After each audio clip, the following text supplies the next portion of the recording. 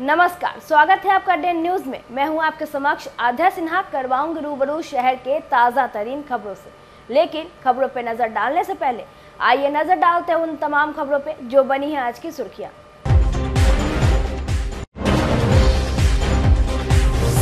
3 लाख का इनामी कुख्यात चुन्नू ठाकुर नेपाल बॉर्डर से गिरफ्तार। हत्या, अपहरण, लूट, रंगदारी समेत 3 दर्जन से अधिक मामले हैं इस पर दर्ज।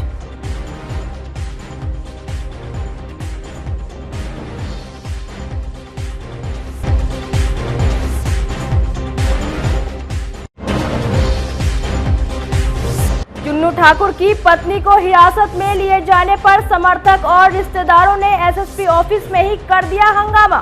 घर में छापेमारी कर पुलिस ने हथियार समेत कई महत्वपूर्ण दस्तावेज किया बरामद।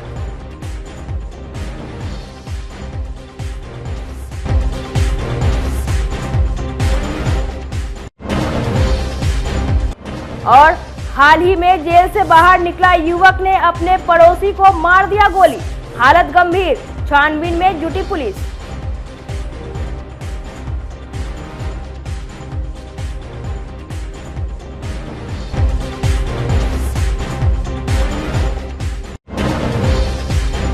तो ये थी आज की सुर्खियां। अब खबरें विस्तार से। उत्तर बिहार का most wanted history sheeter Chunnu Thakur को आखिरकार बिहार एसटीएफ ने नेपाल बॉर्डर से गिरफ्तार कर लिया। मुजफ्फरपुर के गन्नीपुर निवासी राकेश कुमार उर्फ चुन्नू ठाकुर नेपाल भागने के फिराक में था। बिहार एसटीएफ, बगहा पुलिस की स्पेशल टीम और मुजफ्फरपुर पुलिस ने संयुक्त रूप से छापेमारी कर यह बड़ी कार्रवाई की है। चुन्नू ठाकुर की गिरफ्तारी के बाद रविवार को पूरे दिन चुन्नू ठाकुर के गन्नीपुर स्थित घर पर कई थानों की पुलिस ने छापेमारी की। चुन्नू ठाकुर की पत्नी किरण वंदना को भी हिरासत में लेकर पुलिस पूछताछ कर रही है। घर में हथियार मिलने के मामले में चुन्नू ठाकुर की पत्नी किरण वंदना की भी गिरफ्तारी हो सकती है। कुख्यात अपराधी चुन्नू ठाकुर पर मुजफ्फरपुर समेत बिहार के कई जिलों में हत्या, लूट, अपहरण, रंगदारी, जमीन कब्जा और शराब अधिनियम समेत 32 संगीन मामले दर्ज है। पुलिस मुख्यालय ने चुन्नू ठाकुर पर 3 लाख रुपए का इनाम भी घोषित कर रखा था। कुख्यात चुन्नू ठाकुर करीब 10 सालों से पुलिस की आंखों में धूल झोंकता रहा। उसके घर से एक पिस्टल, 4 कारतूस, एक सोने का चेन, एक सोने की अंगूठी, एक चांदी की बिछिया, एक पर्स, 3 अंगूठी, नेपाली पैसा, भारी मात्रा में एटीएम कार्ड, पासबुक, दर्जनों जमीन के कागजात और भारतीय 10,000 नकद बरामद किया गया है। एसएसपी राकेश कुमार ने बताया कि चुन्नू ठाकुर पर जितने भी केस है उन सभी में रिमांड किया जाएगा। इसके अलावा सीसीए की भी कार्रवाई की जाएगी। चुन्नू ठाकुर के कंसर्ट में आने वाले कई रसूखदार भी पुलिस के रडार पर है। बिहार एसटीएफ की टीम, बगहा पुलिस की स्पेशल टीम और मुजफ्फरपुर पुलिस की टीम का एक ज्वाइंट ऑपरेशन था जो नेपाल रक्सौल बॉर्डर के पास पे हुआ है और जिले के टॉप 10 और कुख्यात अपराध कर्मी चुन्नू ठाकुर राकेश कुमार की गिरफ्तारी की गई है आज सुबह और इनको गिरफ्तार करके यहाँ लाया गया है और इनके पास से काफ़ी सामान बरामद हुए हैं जिसकी एक लंबी सीजर लिस्ट है जो मैं आप लोगों को दे दूंगा, जिसमें कुछ पैसे हैं, बैग हैं, 5 मोबाइल फ़ोन हैं और कुछ ज्वेलरी आइटम है जो उन्होंने पहना हुआ था। चुन्नू ठाकुर उर्फ राकेश कुमार का एक लंबा आपराधिक इतिहास है। कुल 32 केस इनके ऊपर हैं और जिसमें से लगभग 4 केस में अभी हम लोगों के पास में वांछित हैं और जो हम लोगों के अन्य सीमावर्ती ज़िले हैं वहाँ भी कई केस में वांछित हैं, जिसकी सूचना हम लोग अभी संग्रहित कर रहे हैं। आज दिन भर की लंबी पूछताछ के उपरांत इनके घर पर भी एक डिटेल सर्च किया गया है जिसमें एएसपी टाउन और डीएसपी साइबर जो महिला पदाधिकारी हैं उनकी टीम थी और इस पूरे सर्च के दौरान उनके घर से भी बहुत सारे एटीएम कार्ड्स हैं, डेबिट कार्ड्स हैं, विभिन्न बैंक के पासबुक हैं, चेक बुक्स हैं, काफ़ी ब्लैंक चेक्स हैं, कई लोगों के प्रॉपर्टी के डॉक्यूमेंट्स हैं जो दूसरे लोगों के नाम से, कई सारे बसेस के चालान हैं और कई सारे बसों का हिसाब है, जिससे प्रथम दृष्टया ऐसा लगता है कि वो शायद जो है लेवी या रंगदारी के रूप में पैसा रहा होगा।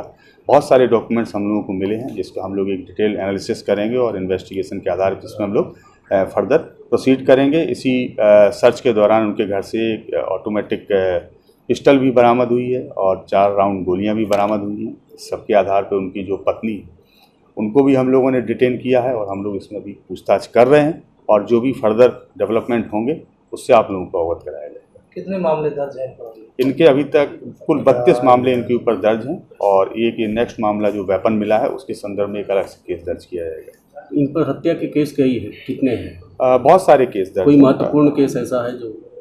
कई महत्वपूर्ण केस दर्ज हैं इनके ऊपर। अय्यापुर में 2019 में एक हत्या का केस है, कांटी में एक हत्या का केस है, सदर थाना के अंतर्गत हत्या के केस है। तो एक बहुत लंबी लिस्ट है इनके ऊपर। 32 जो केस हैं वो सारे केस या तो मर्डर के हैं या आर्म्स एक्ट के हैं या फिर लूट के। काफी वर्षों से फरार चल रहे थे। हाँ, ये वर्ष 2015 में 16 जुलाई 2015 को वैशाली के सदर थाने से जेल भेजे गए थे, जिसमें लगभग 1 वर्ष तक जेल में रहे।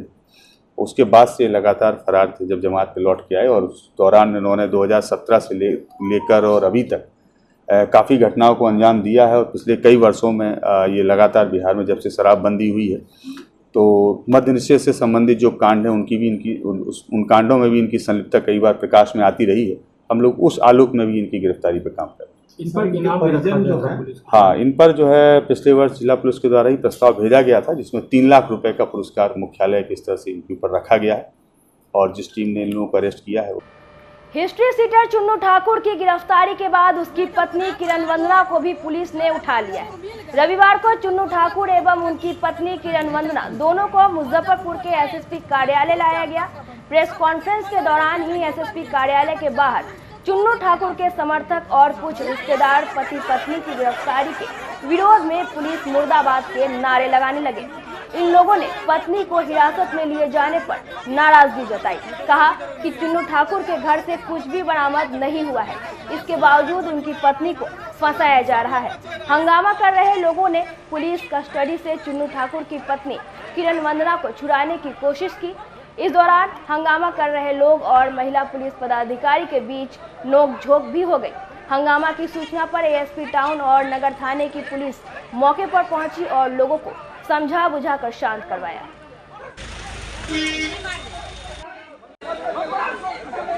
हम लोग किराएदार हैं, वहाँ पर ये लोग गए, हम पूछे जे आप क्या है, हम नहा रहे थे तो बोले जे हम नहा रहे हैं, कपड़ा चेंज कीजिए। तो लंबे लंबे जो अभी आए हुए थे वो बोले जे ठीक है मैडम आप कपड़ा चेंज कर दीजिए। इसके बाद से अंदर से बाहर से बंद कर दिया गया। तो हम लोग क्या जाने जे क्या आप लाए हैं क्या नहीं लाए हैं, क्या सटाए हैं, सब बताइए आप ही लोग। 5 घंटा वहाँ लोग रहा। हम लोग को लैटरिन बाथरूम सब चीज, और किसी को अंदर नहीं जाने दिया गया। क्या मांग है हम लोग का मांग है जो महिला आई है सो उसको छोड़िए। कौन? चुन्नू ठाकुर की पत्नी? हाँ, वो गलत उनको लाया गया है। किरण वंदना। अच्छा, उनको छोड़ने की मांग कर रहे हैं। हाँ, झोला में क्या क्या ये गलत है, गलत नहीं होना चाहिए। प्रशासन गई है, प्रशासन वहाँ गई है, सीसीटीवी बाहर से तोड़ दी है जैसे कि चोर की तरह। जो प्रशासन है, आप वर्दी में जा रहे हैं तो सीसीटीवी तोड़ने की कौन सी जरूरत है? और डीवीआर लाए हैं तो अब चेक कर ले, सीसीटीवी में उनको घुसते हुए नहीं है, घुसने के बाद तोड़ दिए हैं। और रूम में सिर्फ एक महिला, वही किरण वंदना को ये लोग रूम में बंद करके और घर के में तोड़फोड़ करके उनके बेटी को और किसी को अंदर नहीं जाने दिया, किसी रिलेटिव को अंदर नहीं जाने दिया गया। और उसके बाद जबरदस्ती वहाँ हमारे बहनोई थे, उनसे साइन करा लिया गया। कौन है बहनोई? बहनोई बस ये है, जबरदस्ती साइन। इनको कहीं जहाँ हथियार मिला कोई नहीं देखा, वो ला के दिखाया गया झोला में कि यह हथियार मिला। आप लोग को पता होगा, आप लोग मीडिया से हैं, कल ठाकुर जी पकड़ा गए 9 बजे, सबको पता हो गया। कहाँ से पकड़ा? नेपाल से, सबको पता, पेपर में भी आ गया। उसके बाद क्या 12 बजे दिन में घर में हथियार, ठाकुर के घर में हथियार रहेगा? ये प्रशासन द्वारा स्थापित किया गया हथियार है। और 26 तारीख को उनके बेटा का जन्म हुआ है। ये प्रायोजित गिरफ्तारी है उनकी पत्नी का। परिजन यहाँ पर आए हुए थे, जो उनके घर में जो सर्च किया गया है उसका इन लोगों का विरोध था, क्योंकि सर्च में बहुत सारे ऐसे डॉक्यूमेंट्स मिले हैं जो इस बात को प्रूव करते हैं कि इनके द्वारा बहुत इलीगल तरीके से पैसा को कमाया गया है। और हम लोगों के इन्वेस्टिगेशन में अब इनकी जो संपत्ति है वो भी अनुसंधान के दायरे में होगी। और इनके द्वारा जो जो प्रॉपर्टी बनाई गई है, इसके अलावा जिन जिन लोगों के ATM card, debit card, passbook या चेकबुक हम लोगों को घर पे मिले हैं, अब हम सब उन सब के ऊपर भी अपना अनुसंधान करेंगे। प्रॉपर्टी कब्जा वगैरह का भी शिकायत काफ़ी मिल रही थी। अब कई प्रॉपर्टी के डॉक्यूमेंट्स मिले हैं, तो अब लेटर अनुसंधान में पता लगेगा कि वो प्रॉपर्टी के डॉक्यूमेंट्स किनके हैं और कैसे इनके घर पर आए और किस उद्देश्य से वो डॉक्यूमेंट्स इनको दिए गए थे। तो यहीं रखा जाएगा या बाहर भेजा जाएगा जेल? नहीं, अभी तो इनको यही माननीय न्यायालय में अग्रसारित किया जाएगा और उसके बाद में फिर हम लोग डिसीजन लेंगे। चूँकि ये गोपनीय प्रक्रिया है, इसलिए इसको डिस्क्लोज करना उचित नहीं है। पत्नी को उनको डिटेन किया गया, अरेस्ट किया गया? अभी उनको डिटेन किया गया है, हम लोग पूछताछ कर रहे हैं और पूछताछ पे जैसे फैक्ट्स आते हैं, गिरफ्तारी होगी तो आप लोगों को सूचित किया जाएगा। लेकिन अभी तक की पूछताछ से ऐसे संकेत प्रकाश में आ रहे हैं कि हम लोग उनको गिरफ्तार करके माननीय न्यायालय में अग्रसर करेंगे। मुजफ्फरपुर के मोतीपुर थाना क्षेत्र के कोडरकट्टा गांव के पास शनिवार को वाहन चेकिंग के दौरान सीओ ने एक स्कॉर्पियो से 22 लाख रुपए बरामद किया। बेतिया निवासी विनोद कुमार अपनी गाड़ी में पैसे लेकर मुजफ्फरपुर जा रहे थे। कैश लेकर जाने का कारण उसने अपनी भांजी की शादी बताया। हालांकि प्रशासन ने जब्त रुपए को SBI में जमा करा दिया है। सूचना पर पहुंचे आयकर विभाग के अधिकारी अशोक कुमार ने रुपए ले जा रहे व्यक्ति से पूछताछ की। सीओ रुचि कुमारी ने बताया कि रुपए एक झोला में रखकर सीट के अंदर छिपा कर रखे गए थे। बताया जा रहा है कि बरामद सभी नोट 500 रुपए के हैं। सीओ ने बताया कि रुपए के संबंध में पूछताछ की गई तो विनोद कुमार ने संतोषजनक जवाब नहीं दिया, ना ही रुपए के लेन देन से संबंधित आधिकारिक दस्तावेज भी प्रस्तुत कर सके। रुपए को चुनाव में खर्च करने के लिए ले जाने की आशंका पर जब्त किया गया है। आयकर विभाग की टीम पूछताछ के लिए विनोद कुमार को अपने साथ मुख्यालय ले गई है। कल वाहन चेकिंग के दौरान ऐसा मामला प्रकाश में आया था, क्योंकि आदर्श आचार संहिता लागू है, उसके अंदर एक नियत राशि से अधिक राशि ले जाने के आधार पर हम लोग उस पैसे को डिटेन करते हैं। जो हम लोग की फ्लाइंग स्क्वाड या SST की टीम रहती है, इन टीम के द्वारा सर्च के दौरान 22 लाख रुपए सीज किया गया है। जो एक लोकल व्यापारी हैं, उनके द्वारा प्रथम दृष्टया बताया गया कि वो ज्वेलर का काम करते हैं और किस स्रोत से पैसा लाए थे और किस लिए ले जा रहे थे, इस चीज़ के बारे में भी उन्होंने डिटेल्स दी है।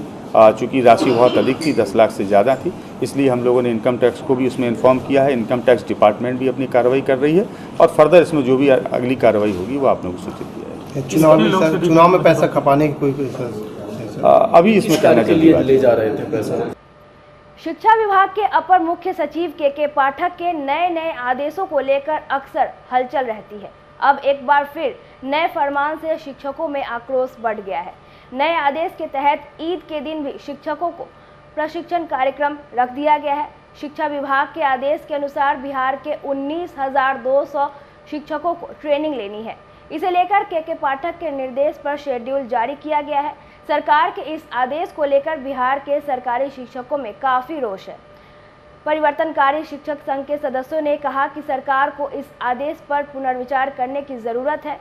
प्रशिक्षण के लिए बिहार के 78 ट्रेनिंग संस्थान निर्धारित किए गए हैं। अब इसे लेकर परिवर्तनकारी शिक्षक संघ ने के पाठक के खिलाफ मोर्चा खोल दिया है। शिक्षकों का कहना है कि सरकार उन्हें आंदोलन के लिए मजबूर कर रही है। अगर आदेश पर पुनर्विचार नहीं किया गया तो शिक्षक इस मुद्दे पर एक बड़ा आंदोलन करेंगे। देखिए, सरकार का यह और हमारे शिक्षा विभाग का यह बिल्कुल ही तानाशाही फरमान है कि ईद के दिन आप स्कूल आएँ। इससे पूर्व भी होली के दिन भी सरकार ने कहा था कि आपको विद्यालय करना है, तो 10% शिक्षकों को छोड़ करके कोई भी शिक्षक विद्यालय नहीं गए। सरकार के इस फरमान का भी यही हाल होने जा रहा है कि ईद के दिन भी 2-4-5% शिक्षकों को छोड़कर कोई भी शिक्षक अपने विद्यालय नहीं जाएंगे। और सरकार, आपके चैनल के माध्यम से हम लोग सरकार से मांग करते हैं कि सरकार अपने निर्णय पर पुनर्विचार करे, अन्यथा हम लोग आंदोलन को बाध्य होंगे। सरकार हम लोगों को आंदोलन करने के लिए बाध्य कर रही है। हमारा काम आंदोलन करना नहीं है, हमारा काम है बच्चों को पढ़ाना, लेकिन सरकार हम लोगों के टैलेंट को, हम लोगों के सोच को दूसरी तरफ ले जाना चाह रही है इस तरह का तानाशाही आदेश देकर। आगे क्या कार्रवाई? हम लोग आंदोलन करेंगे। एक तो विद्यालय ने जो जिनको जाना है, जिनका ये धार्मिक त्यौहार है, उनको हम लोग सलाह देंगे कि आप सरकार के इस निर्णय का विरोध करें, और हम लोग जो कि शिक्षक संघ चलाते हैं, संगठन के माध्यम से हम लोग आंदोलन करेंगे। लगता है शिक्षा सचिव का तुगलकी फरमान? बिल्कुल बिल्कुल, वो जब से आए हैं इसी तरह का उल्टा पुल्टा बयान और फरमान जारी कर रहे हैं। मुजफ्फरपुर के मझौलिया स्थित एक सभागार में राष्ट्रीय डाक कर्मचारी संघ के बिहार सर्किल काउंसिल की बैठक और मुजफ्फरपुर प्रमंडल का 36वां प्रमंडलीय अधिवेशन के खुले सत्र का उद्घाटन बिहार के chief postmaster general Anil Kumar, निदेशक डाक सेवाएं पवन कुमार एवं federation of national post organisation के सेक्रेटरी जनरल शिवाजी रेड्डी ने संयुक्त रूप से दीप प्रज्वलित कर की। सहायक राष्ट्रीय महामंत्री प्रेरित कुमार ने बताया कि डाक विभाग बदलती सामाजिक जरूरत और स्वरूप के हिसाब से अपने आप को बदल चुका है। अपनी गुणवत्तापूर्ण सेवा समाज के अंतिम पंक्ति में बैठे लोगों तक पहुंचा रहा है। वर्तमान सरकार ने डाकघर के नवीकरण पर जोर दिया है। उन्होंने कहा कि अधिवेशन में उठाए गए मुद्दे और डाक कर्मियों की समस्याओं को संघ प्रमुखता से केंद्र सरकार के समक्ष रखेगा। डाक कर्मचारी संघ ग्रुप सी बिहार सर्किल के सर्किल काउंसिल की बैठक एवं मुजफ्फरपुर प्रमंडल का 36वां द्विवार्षिक अधिवेशन के साथ ही हमारे निवर्तमान circle secretary Shri BK Mishra ji का सम्मान समारोह था, जिसके खुले सत्र का आज उद्घाटन हुआ है। और इस सत्र में हम लोगों ने उनको सम्मान देने के साथ ही कर्मचारियों की जो तमाम समस्याएं हैं पूरे देश के अंदर डाक विभाग आज पुरानी सेवाओं के साथ ही नई प्रकार की सेवाओं को आम जनों तक पहुंचाता है। विभाग की जो पुरानी सेवा थी, वित्तीय सेवाएं, उन सबको बहाल रखते हुए हमारी सेवा काफ़ी आगे निकल चुकी है। इंडिया पोस्ट पेमेंट बैंक के साथ ही हम डीएनके का काम कर रहे हैं, डाकघर निर्यात केंद्र, आधार, पासपोर्ट की सेवा, कॉमन सर्विस सेंटर शुरू हो गई है। तो तमाम तरह की सेवाओं को हम लोग समाज के अंतिम पावदान तक जो व्यक्ति हैं उन तक पहुंचाने का काम करते हैं। लेकिन इसके बावजूद भी हमें कार्यस्थलों पर मूलभूत सुविधाओं का अभाव है। विभाग में भवन की समस्या है। भाड़े के भवन पर जो विभाग चल रहा है, विभाग के उप डाकघर खासकर, वहाँ मूलभूत सुविधाओं का अभाव है। लिंक कनेक्टिविटी की समस्या लगातार बनी हुई है, जिस कारण हम कर्मचारी आम जनों तक अपनी सेवा देने की कोशिश के बावजूद भी आम जनों तक अपनी सेवा को उस मुखरता से नहीं पहुंचा पाते हैं और हमें उनके कोपभाजन का शिकार होना पड़ता है। ऐसे में आज के अधिवेशन में हम सारे डाककर्मी यहाँ उपस्थित हैं और यहाँ से एक मजबूत कार्यकारिणी का निर्माण होगा। मिश्रा जी के सेवानिवृत्त होने के बाद मुझे सर्किल सचिव का दायित्व दिया गया है। पूरे बिहार के अंदर जो कर्मचारियों की समस्या है उस पर हम लोग काम करेंगे। कार्यस्थलों पर मूलभूत संसाधन मिले, महिलाओं को कार्यस्थल पर उनके लिए अलग से व्यवस्था हो, शौचालय की व्यवस्था हो, उनकी सुरक्षा की व्यवस्था हो। इसके साथ ही जो अनेक मुद्दे हैं और राष्ट्रीय स्तर पर जो कर्मचारी 2004 के बाद बहाल हुए हैं विभाग में, उनको न्यू पेंशन स्कीम के अंदर डाल दिया गया है, जिससे उनके बुढ़ापे की लाठी छीन गई है, उनका भविष्य अधर में है। इसके खिलाफ हमारा संगठन और हमारा नेशनल जेसीएम लगातार मुखर है।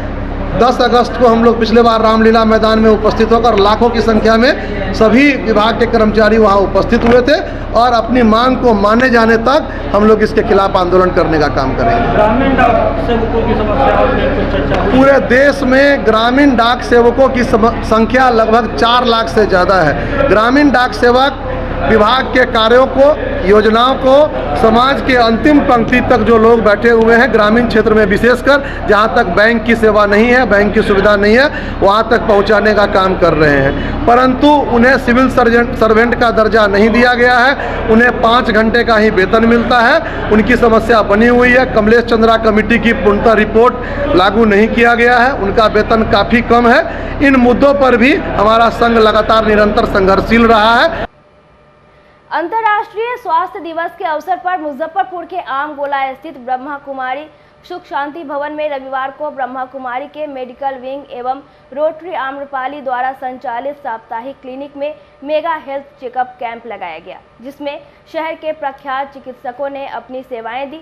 डॉक्टर BL सिंघानिया ने बताया कि आज से 50 वर्ष पूर्व जो समस्या लोगों में थी वही समस्या आज भी बनी हुई है।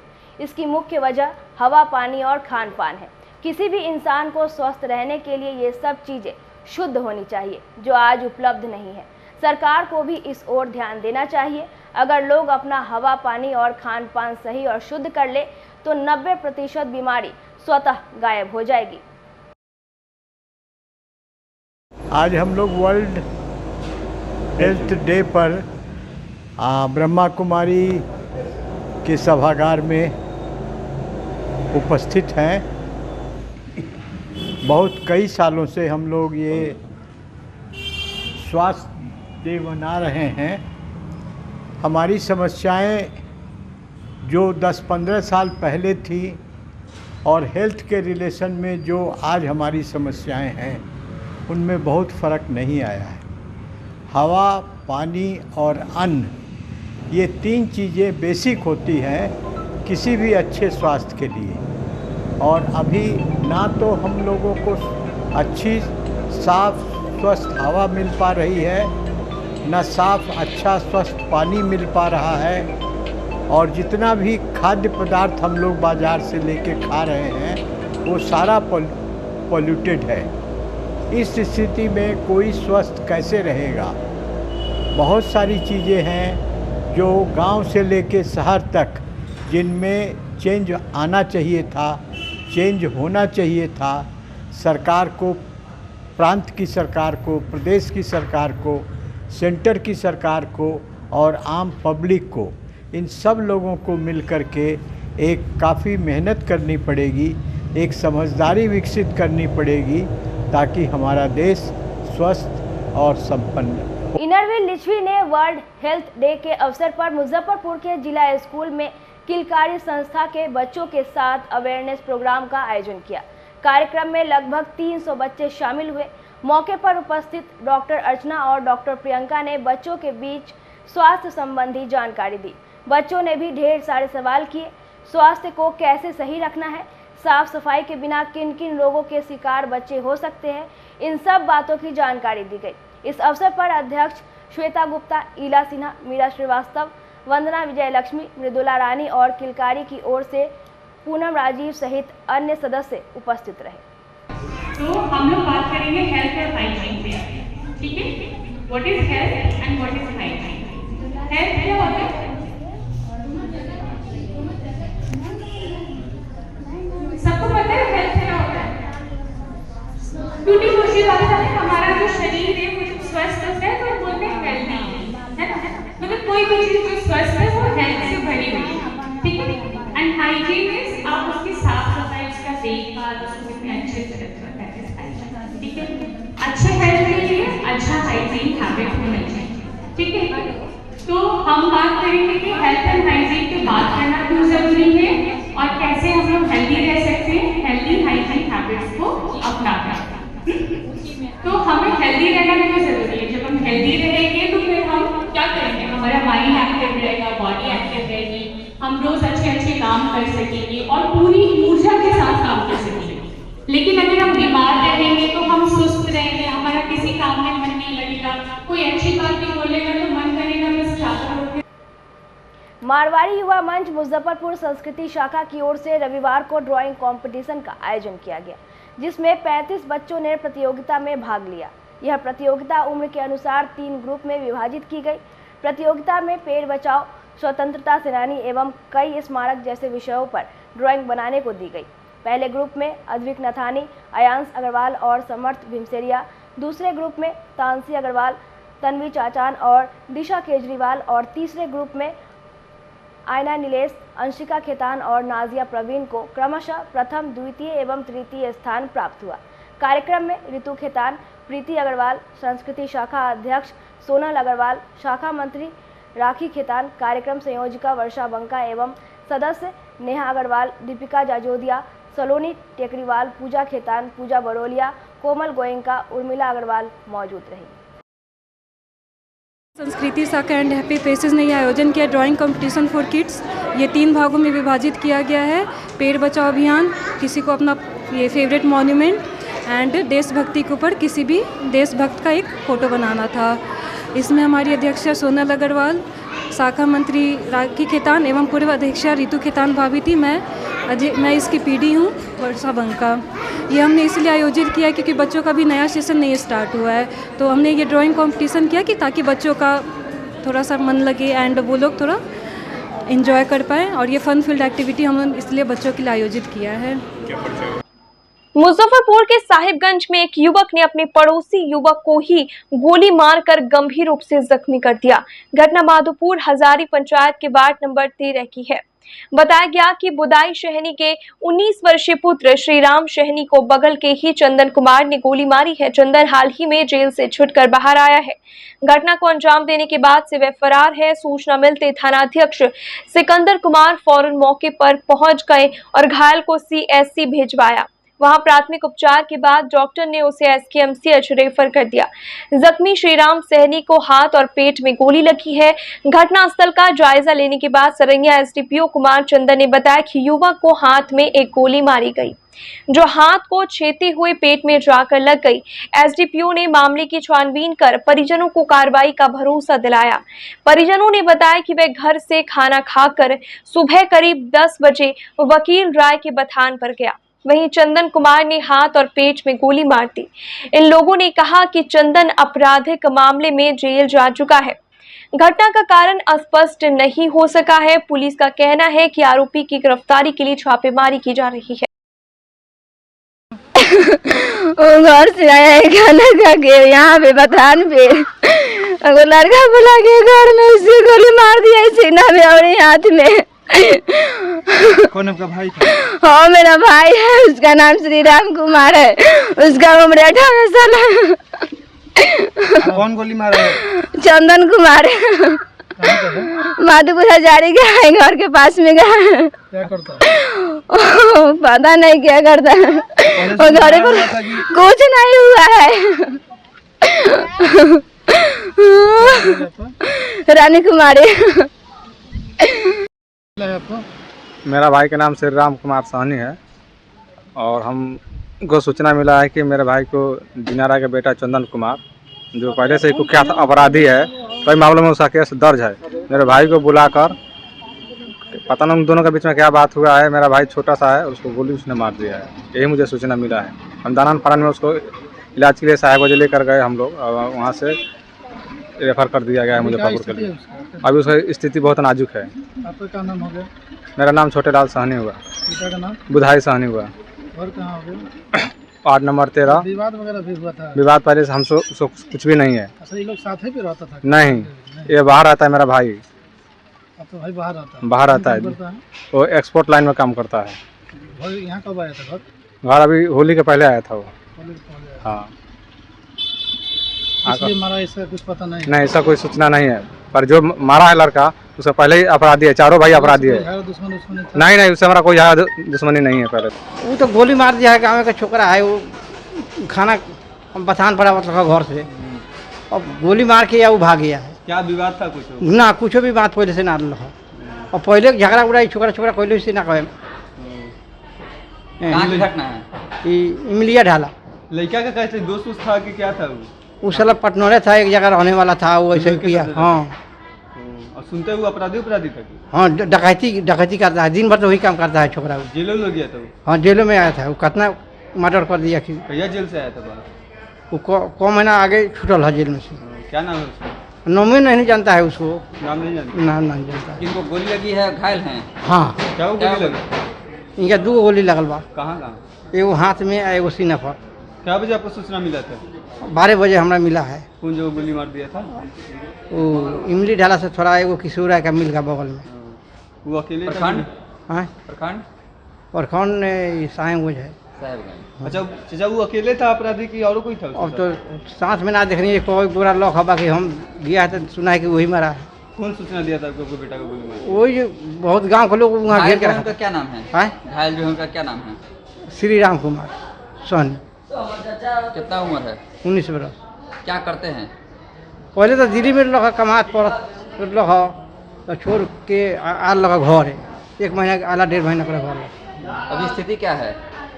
अब स्थिति अब जैसे कि जो खेती बाड़ी के काम में भेजत नहीं है। अरे अभी स्थिति क्या है? तबीयत अब तो अभी जाके अब तो वहाँ बड़ी सीरियस है? हाँ, सीरियस है एकदम। बच रही अब तो लागल बा गोली, अब तो था लगी वहाँ। मुजफ्फरपुर पुलिस ने लूट की प्लानिंग से पहले अपराधियों के मंसूबे पर पानी फेर दिया। दरअसल बोझा थानेदार राकेश कुमार यादव को सूचना मिली कि बोझा के खौर चौक के पास बड़ी लूट की प्लानिंग में कुछ युवक हथियार से लैस होकर इकट्ठा है। सूचना के आधार पर पुलिस ने इलाके को चारों तरफ से घेर लिया। पुलिस से घेरता देख एक अपराधी तो मौके से भाग निकला, लेकिन दूसरे अपराधी को पुलिस ने दबोच लिया। गिरफ्तार अपराधी की पहचान बोझा थाना क्षेत्र के सरवानी चक निवासी नीतीश उर्फ नीतीश कुमार के रूप में हुई है। वहीं फरार अपराधी मुशहरी थाना क्षेत्र के रजवाड़ा डी निवासी गोलू कुमार है। गोलू की तलाश में पुलिस लगातार छापेमारी कर रही है।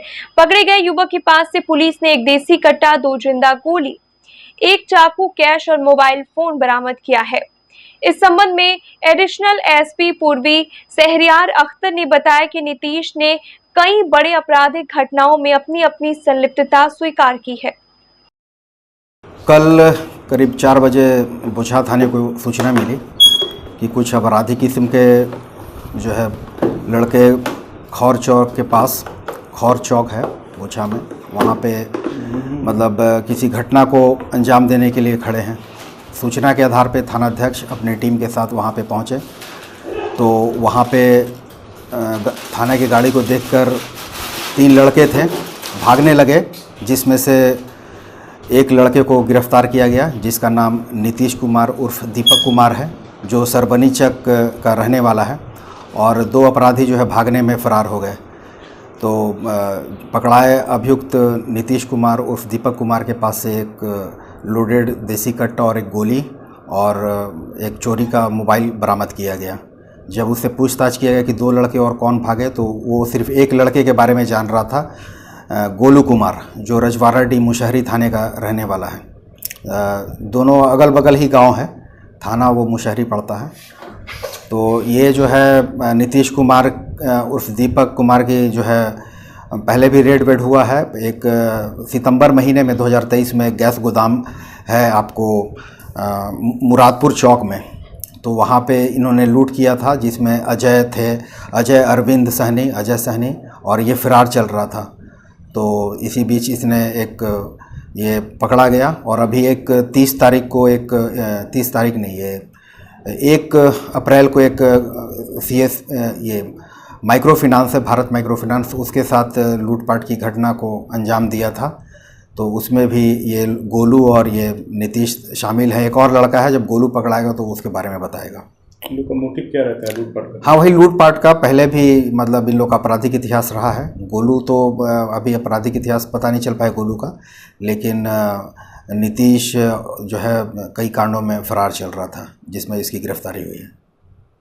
लोगों को गिरोह वगैरह भी चलता है? वही अजय था, तो अजय तो अभी है नहीं, अजय फ़िलहाल अभी सरबनीचक में रह नहीं रहा है। अरविंद था, वो भी अभी है नहीं यहाँ पे। तो ये पूरा मतलब इनका गिरोह था। अब नए लड़कों के साथ मिल के जो है गोलू, इनके नया टीम जुड़ा था, और एक और लड़का है जो उधर ही इलाके का है। वो अभी जब गोलू पकड़ाएगा तो पता चले।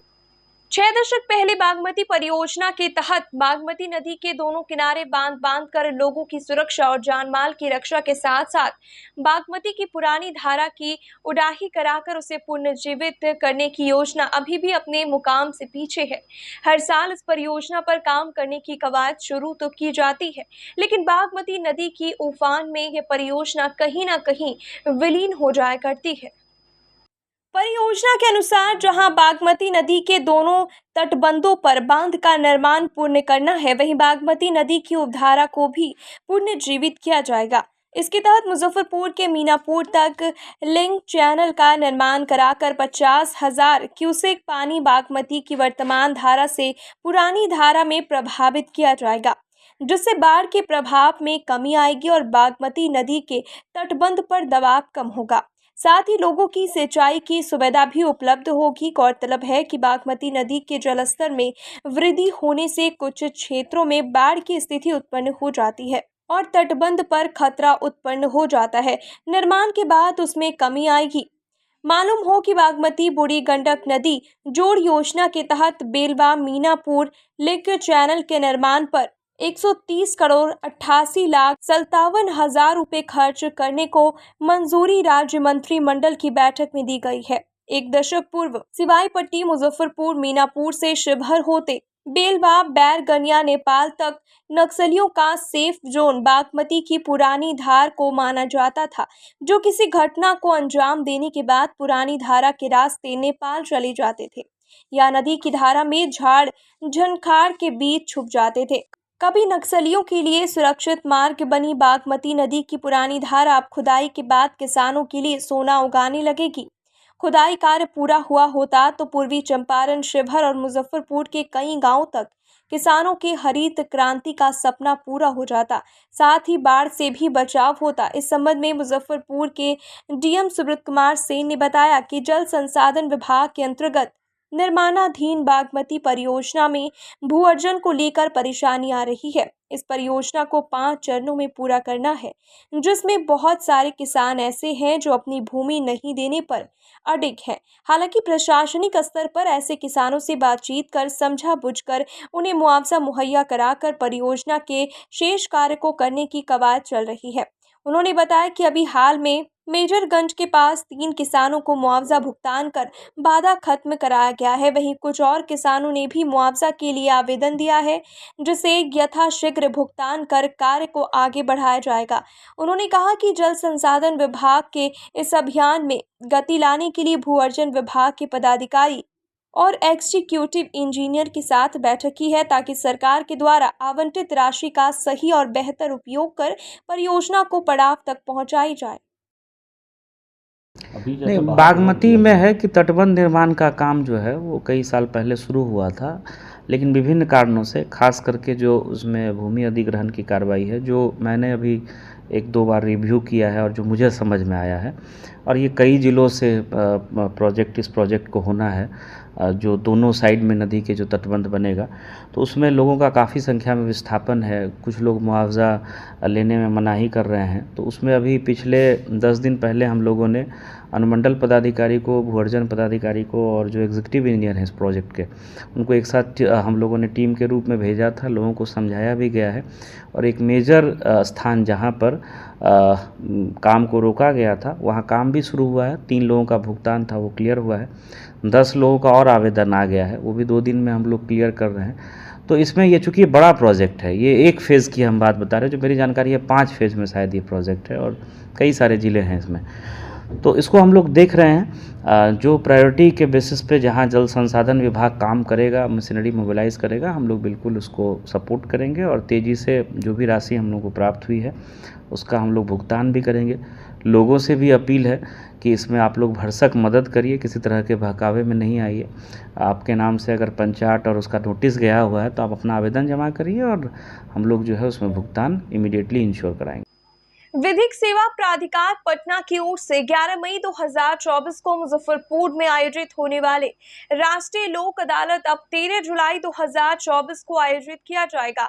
इस आलोक में डीएलएसए के चेयरमैन महेंद्र प्रसाद यादव ने बताया कि जिला एवं सत्र न्यायाधीश से जिला विधिक सेवा प्राधिकार के अध्यक्ष मनोज कुमार सिंह की निर्देशन में अब आगामी लोक अदालत 13 जुलाई को आयोजित किया जाएगा। नालसा द्वारा नियत किया गया था 11 मई 2024, उसके संबंध में अब लेटर प्राप्त हुआ हम लोगों को। ये मेंबर सेक्रेटरी के द्वारा ये 3/4/2024 का लेटर है, जिसमें 11/5/24 की तिथि को आगे बढ़ाते हुए 13 जुलाई 2024 कर दिया गया। अब अगली लोक अदालत 13 जुलाई 2024 को हुई। जिनको पहले से जो नोटिस मिला हुआ है वो 13 जुलाई को हाँ, वो 13 को आएंगे। हाँ, उसके लिए हम लोग प्रचार प्रसार शुरू कर दिए। सारे विभाग को हर जगह लेटर भेज दिया गया है, और हर जगह सूचना दी जा रही है। जैसे गाड़ी वगैरह है, जो ये कूड़ा गाड़ी वगैरह, उन सब में भी लगा दिया गया है। FM यहाँ का जो चलता है, ये FM तड़का, वहाँ से भी सूचना दिया जा रहा है। प्लस कोर्ट में डेली जो आ रहे हैं उन लोगों को पता है, एडवोकेट हैं, मुंशी हैं, उन लोगों को पता है। इन लोगों से उन सारे लोगों को भी जानकारी हो जाएगी कि हाँ, कि अगला डेट जो है लोक अदालत का वो 13 जुलाई हो गया है। ईद के मौके पर मुजफ्फरपुर के बाजार में खरीदारी तेज हो गई है। खासकर सेवई की दुकानों पर लोगों की लाइन खत्म ही नहीं हो रही। बात करें हाथ लच्छा सेवई की तो सबसे डिमांड इसी की है। इसे पसंद करने वाले लोग काफी तादाद में हैं, लिहाजा इसकी मांग काफी बढ़ गई है। लोग विदेशों में रहने वाले अपने परिजनों को भी हाथ लच्छा की सौगात भेज रही है। मुजफ्फरपुर के महेश बाबू चौक स्थित हाफिज जी हाथ लच्छा सेवई की दुकान में प्रतिदिन कई ऐसे लोग पहुंच रहे हैं जो सऊदी अरब, कुवैत, कतर एवं ईरान में रहने वाले परिजनों को ये सौगात भेज रही है। सेवई निर्माता अबुल हसन कहते हैं कि लोगों की पसंद को ख्याल में रखकर यह बनाया जाता है। यहाँ अधिक मुनाफा के चक्कर में क्वालिटी से समझौता नहीं किया जाता। ईद को महज कुछ दिन ही बच गए हैं, और ईद की बात हो और लच्छे की बात ना हो, सेवई की बात ना हो, तो ईद की जो मिठास है वो सूनी पड़ जाती है। हम बात कर रहे हैं हाफिज जी के मशहूर हाथ लच्छे की, इस वक्त उनके हम कारखाना में मौजूद हैं और स्टोरी कवर कर रहे हैं और तस्वीरें देख सकते हैं। कुंटल के हिसाब से जो है हाफिज जी का हाथ का लच्छा बनकर तैयार है और ये बिहार झारखंड ही नहीं बल्कि देश विदेश में भी यहाँ से सप्लाई की जाती है और इसे प्योर डालडा और घी में बनाया जाता है। जो ग्राहकों का जैसा डिमांड होता है उस हिसाब से बनाकर यहाँ से सप्लाई की जा सकती है। इस तरफ देखिए लगभग दर्जनों के हिसाब से कारीगर जो है दिन रात एक करके ये हाथ का लच्छा देख सकते हैं। कोई मशीन का इस्तेमाल नहीं है, हाथ से लच्छा बनाया जा रहा है और बनाने के बाद में जो लगातार कारीगर देख सकते हैं इसमें घी और डालडा दोनों का लच्छा है और बना कर देख सकते हैं। उस तरफ छाना भी जा रहा है, रिफाइन तेल में देख सकते हैं छाना जा रहा है और ये लगभग कुंटल के हिसाब से ये बनकर तैयार किए जाते हैं और पैकिंग करके बाहर इसे भेजा जाता है। विशेष करके ये लच्छे का ईद के समय और बकरीद के समय में विशेष डिमांड होती है। इस तरह भी देख सकते हैं कि बड़े तादाद में जो है कुंटल के हिसाब से लच्छा बनाई गई है जिसको बाहर भेजने की तैयारी है। तो ये कारखाना है और देख सकते हैं लगभग 1.5 दर्जन जो है वो कारीगर यहाँ पर दिन रात एक करके बनाने में जुट गए हैं और इसे बाहर भेजा जाएगा। अब वो महज कुछ दिन ही बचे हैं ईद को, जिसको लेकर डिमांड भी इसकी बढ़ जाती है, सेल भी बढ़ जाती है। देख सकते हैं कितनी तेज़ी से बन रही है और ये इसे खाने में भी दूध के साथ इसे खाया जाता है और खासकर ईद के मौके पर लोग इसे खूब पसंद करते हैं। जो यहाँ के ऑनर है उनसे भी हम बात करेंगे और जानेंगे क्या है सेल इस बार, कैसा सेल है इस बार सेल तो सही ही है एक तरह से वो, लेकिन चूँकि मामलात ये हम लोग मरते इससे हैं कि जैसे अभी होली का समय आया तो एक बैग तेल डालडा सारे चीज़ों में उछाल आ गई। हम तो मार्केट में उस हिसाब से रेट को खोले थे, तो फिर अगर रेट हम बढ़ाते हैं तो मेरा ग्राहक टूटेगा, ये सब प्रॉब्लम सामने आ जाती है। ये इसी कारण जो है हमारा जो बेनिफिट होना चाहिए उस बेनिफिट का मार्जिन जो है मेरा शॉर्ट हो जाता है। और सेल तो मेरा मामला ये है कि मैं रिपोर्टेशन वाला काम करता हूँ और सबसे बड़ी बात है कि हम क्वालिटी पे ध्यान देते हैं कि किसी तरह का ग्राहक को हमसे सामान से शिकायत नहीं हो। इस बार ईद तक कितना सेल कर लेना है, कितना कुंटल? अब देखिए ये तो अभी 2-3 दिन बचा हुआ है और मेन जो है सेल यही 2-3 दिन टारगेट में देखिए कि क्या होता है। रमजान से शुरू कर देते हैं बनाना? हाँ, रमजान से शुरू कर देते हैं बनाना और थोड़ा थोड़ा बिकता रहता है, लोग बेचने के लिए भी ले जाया करते हैं। कॉपी बहुत निकल गया मार्केट में? हाँ, कॉपी तो इतना निकल गया है कि हम खुद परेशान हैं, लेकिन ये सब चीज़ पर अब कौन, सीजन का 1 महीने का काम है, कोई अंकुश लगा भी नहीं सकता है। अब सालों भर का धंधा रहता तो इसमें आदमी जो है कुछ अपना ये करता, चूँकि हम लोग तो ट्रेड लाइसेंसी हैं, हमारा दुकान है। सेल ठीक ठाक है, मिला जुला कर ठीक है। वही महंगाई से डिमांड सबसे ज़्यादा किस चीज़ का होता है, घी का या डालडा? नहीं, हमारा सभी अपने अपने औकात के हिसाब से जो लोग लेते हैं उसको पसंद करते हैं और सभी चीज़ का मेरा डिमांड बराबर है। पैसा के औकात के हिसाब से लोग अपना इस्तेमाल करते हैं, है ना। पिछले बार की बात इस बार में सेलिंग में ज़्यादा? नहीं, पिछले बार के बात ही, चूँकि इस बार एक मेरा कॉम्पिटिटर जो है वो हमारे यहाँ काम करता था, वो मेरा एगेंस्ट कर करके, अब चूँकि अकेले तो हम काउंटर सेल कर नहीं सकते हैं, लोग 1 टोकरी 2 टोकरी 4 टोकरी कर बाहर जो ले जाते हैं अगल बगल डिस्ट्रिक्टों में या ब्लॉक आधार पर, उसमें जो है वो सब परचेजिंग कर दिया जिससे हमारे सेल को नुकसान पहुंचा। क्या लिए बताइए थोड़ा। ये लच्छा है, देखिए अगर मार्केट में जाएंगे तो इस तरह की चमकीला और इस तरह का खूबसूरती किसी भी हाथ लच्छा जो डुप्लीकेट होगा इस तरह का नहीं होगा।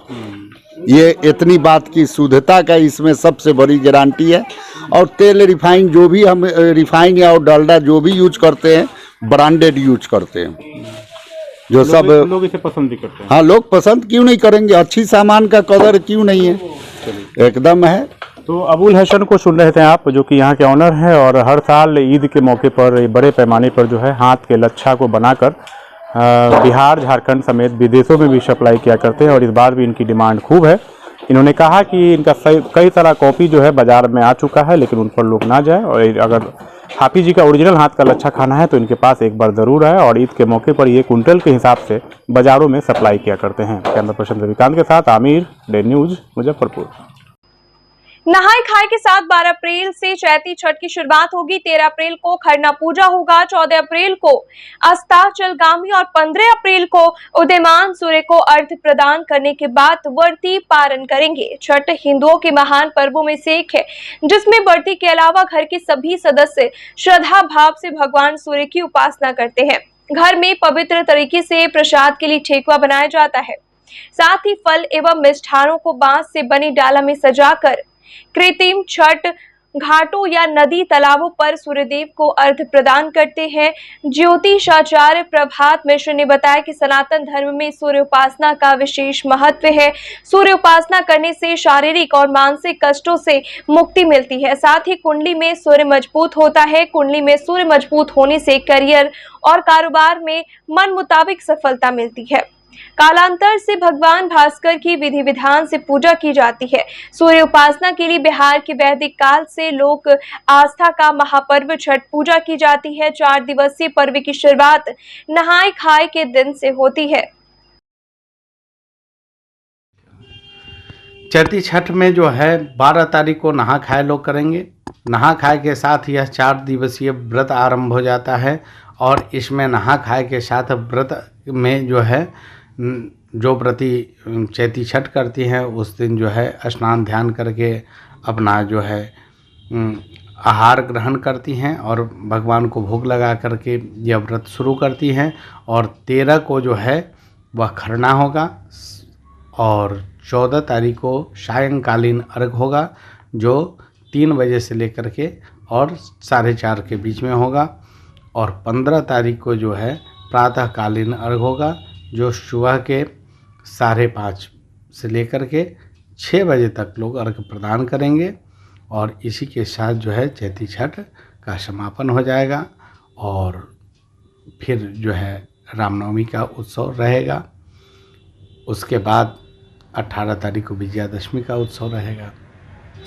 देखिए, इस बार तो बहुत अच्छा योग और संयोग है, चूँकि चैती छठ जो है वह हिंदू नववर्ष के षष्ठी तिथि में जो है चैत्र शुक्ल षष्ठी तिथि को यह हो रहा है। और इस बार चैत्र शुक्ल षष्ठी तिथि जो है वह 14 को है, जिस दिन हम लोगों के यहाँ सतुआनी का भी पर्व मनाया जाएगा। तो बैसाखी पर्व जो है उस दिन लोग मनाएंगे, और अलग अलग जगहों पर बैसाखी का अलग अलग नाम है। और इस दिन जो है लोग बहुत जगह गुड्डी पड़वा के नाम से जानते हैं, बहुत जगह सतुआनी के नाम से जानते हैं, बहुत जगह बहुत तरह के इसके नाम हैं। और इस बार जो है यह बहुत अद्भुत संयोग है कि 14 तारीख को अपने यहाँ सायंकालीन अर्घ भी रहेगा, और उसी दिन सतुआनी का भी महापर्व मनाया जाएगा। आज के लिए बस इतना ही। कल फिर मिलेंगे कुछ नई खबरों के साथ। तब तक मुझे और मेरे पूरे न्यूज़ टीम को दीजिए इजाज़त। नमस्कार।